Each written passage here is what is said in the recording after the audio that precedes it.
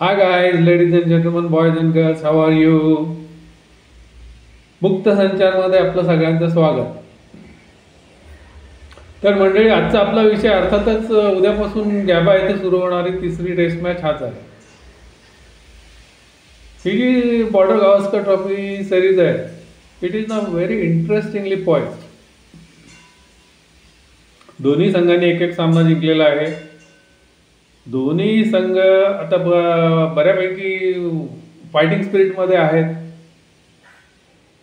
आणि आता म्हणजे इक्वल स्ट्रेंथवर सामने इथून पुढचे होणार. याचं पारडं जड असेल असं वगैरे काही बहुतेक तर नाही होणार. ब्रिस्बेनचा जो सामना आहे तो सामना अतिशय चुरशीचा होणार, यात काही संशयच नाही आहे. 5 सामन्यांच्या सिरीजमधला हा तिसरा सामना आहे.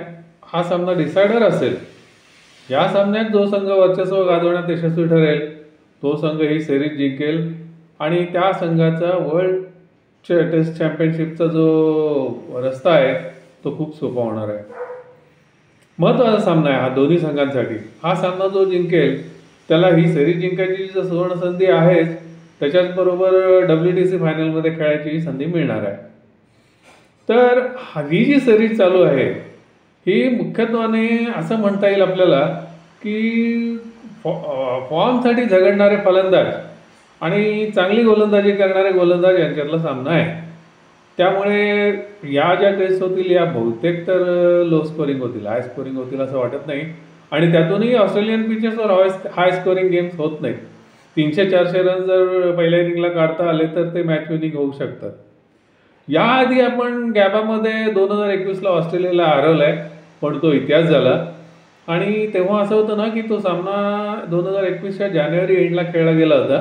त्यावेळेला तिथे ऑस्ट्रेलियात समर चालू असतो, बऱ्यापैकी ऊन असतं, टेम्परेचर 30-40च्या दरम्यान वगैरे असतं. थोडक्यात आपल्याकडे आहे तशीच परिस्थिती असते. आणि त्यामुळे होतं काय की वेअर अँड टेअर्स खूप होऊ शकतात पिचवर. आणि पिच 3-4 दिवसानंतर टर्न पण व्हायला लागतं. म्हणजे थोडक्यात काय तर तेव्हा स्पिनर्स नाही चांगली संधी होती जी या वेळेला असणार नाही. आता सध्या तिथली हवा थंड आहे आणि 5ही दिवस कसोटी सामन्याचे जे 5 दिवस आहेत ते 5ही दिवस अशीच हवा राहील असं वेधशाळेचा अंदाज आहे. सकाळी ढगाळ वातावरण राहील आणि दिवसभर ऊन राहील, पण ते पण असं तीव्र नसणार आहे. त्यामुळे खेळपट्टीकडून वेअर अँड टिअर होऊन स्पिनला हे मिळेल असं काही चान्सेस नाही आहेत. आणि त्यातूनही क्युरेटरचं असं म्हणणं आहे की ही जी खेळपट्टी आहे ती ग्रीन टॉप असणार आहे आणि फास्ट बॉलरसाठी ती अगदी म्हणजे नंदनवन असणार आहे. अगदी इथे खेळल्या गेलेल्या शेवटच्या मॅचमध्ये पहिल्याच दिवशी 15 गडी बाद झाले होते. त्यामुळे या सामन्यातही गोलंदाजांचं वर्चस्व पाहायला मिळणार हे निश्चित. आता दोन्ही संघांची गोलंदाजीची जर तुलना केली तर गोलंदाजीमध्ये दोन्ही संघ सरस आहेत, त्यात काही वादच नाही. हेझलवूड परततोय. बघा, गेल्या सामन्यामध्ये बोलंडनी एवढी चांगली गोलंदाजी केली, सामना जिंकायला मदत केली. पण आता असं आहे ना, ऑस्ट्रेलियामध्ये जे सिलेक्शन होतं ते फार कठोर असतं असंच म्हणायला लागेल. या सामन्यात त्याला संधी नाही आहे. पुन्हा हेझलवूड परतला आहे. हेझलवूड स्ट्राईक बॉलर आहे. इकडे आपल्याकडे असं आहे ना की आपली जी बॉलिंग आहे ती सगळी बुमरावर अवलंबून आहे. शामी खेळत नाही आहे. का खेळत नाही आहे? फिटनेसचाच प्रॉब्लेम असणार नक्कीच, बाकी काही कारण नसणारच आहे. अजून त्याला टेस्ट मॅच फिटनेस नसावा. तो जे सामने सध्या खेळतो आहे ते T20चे आहेत. T20मध्ये काय 4 ओव्हरचा प्रश्न असतो, पण कसोटी सामन्यामध्ये दिवसाभराच्या खेळामध्ये 20 ओव्हर, मग ते 4 किंवा 5 ओव्हरचे 4-5 फेल का असेना तेवढी तुमचा मॅच फिटनेस हवा. तो कदाचित शामीकडे नसावा. एक गोष्ट नक्की, बुमराबरोबर जर शामी असला असता तर आपलं पारडं नक्कीच आणखीनच सरस ठरलं असतं, पण नाही आहे. मग आता आहे त्या परिस्थितीमध्ये आकाशदीपला संधी मिळू शकेल हर्षित राणाच्या ऐवजी, कारण मागच्या सामन्यात तो काही फारसा प्रभाव टाकू शकलेला नाही. आणि इथे आता अश्विनच्या ऐवजी वॉशिंग्टन सुंदरला संधी द्यायचा विचार निवड समिती करू शकते. 2021च्या सामन्यात वॉशिंग्टन सुंदरची कामगिरी चमकदार झाली होती दोन्ही याच्यामध्ये, बॉलिंग आणि बॅटिंग. कदाचित त्याला संधी दिली जाऊ शकेल आणि हर्षितच्या ऐवजी हा आकाशदीपला संधी दिली जाऊ शकेल. हे 2 बदल अपेक्षित आहेत. पण शेवटच्या सामन्यामध्ये शेवटचं दुसऱ्या इनिंगमधलं जे षटक टाकलं बुमरानी, तेव्हा त्याला थोडं ग्राउंडमध्ये प्रॉब्लेम आहे की काय असं वाटत होतं. सुदैवाने तसं काही नाही आणि नसावं आणि बुमरा फुल स्विंगमध्ये बॉलिंग टाकू शकेल या टेस्ट मॅचमध्ये अशी आपण अपेक्षा करूया. तर आता ॲनालिसिस किंवा काय म्हणतात त्याला पूर्वसंध्या त्याचं जर हे करायचं विचार करायचा झाला तर अगदी फ्रँकली स्पीकिंग ऑस्ट्रेलियाचं पारडं थोडंसं जड वाटतंय. अगदी for a very simple reason.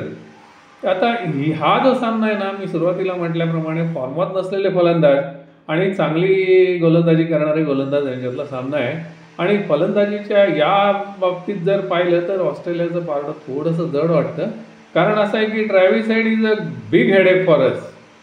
आणि दुसरी गोष्ट आधीच्या ॲडलेडच्या पिंक बॉल टेस्टमध्ये लबुशेनचा फॉर्म परत आला असं म्हणायला जागा आहे आणि सुरुवातीचा तो मॅक्सवेनी पण चांगला खेळतोय. त्यामुळे फलंदाजीची जी बाजू आहे त्याची जरा ऑस्ट्रेलियाची म्हणजे आता दगडापेक्षा वीट मऊ अशीच जरा भारतापेक्षा भक्कम वाटते. भारतापुढे मात्र फलंदाजीचे फार मोठे प्रश्न वासून उभे आहेत. रोहित आणि विराट अनडाऊटेडली आवर ग्रेट गन्स दोन्ही पूर्ण थंडावलेले आहेत. दोघेही आउट ऑफ फॉर्म आहेत. दोघे कॉरिडॉर ऑफ अनसर्टनिटी ज्याला म्हणतात तिथे दोघेही चाच पडत आहेत आणि दोघेही स्वस्तात बाद होत आहेत. या आधीच्या सामन्यामध्ये दोन्ही इनिंगला 2 आकडी धावसंख्या पण गाठू शकलेले नाहीत. या सामन्याचं जे यशापयश आहे ते या दोघांच्या फलंदाजीवर मुख्यत्वे करून ठरणार आहे. आपण अशी आशा करूया की या दोघांनाही सूर सापडेल आणि हा सामना आपण जिंकून पुन्हा एकदा आघाडी घेऊ. आता हा सामना जर जिंकायचा असेल तर या दोघांची फलंदाजी होणं जितकं महत्त्वाचं आहे तितकं पहिल्या डावामध्ये आपल्या किमान 300 धावा होणंही गरजेचं आहे. गेल्या काही कसोटीमध्ये भारतीय संघ पहिल्या डावामध्ये 200च्या जवळपासही धावा करू शकलेला नाही. ही मोठी चिंतेची बाब आहे. आता या सामन्यामध्ये काय होतंय बघूया.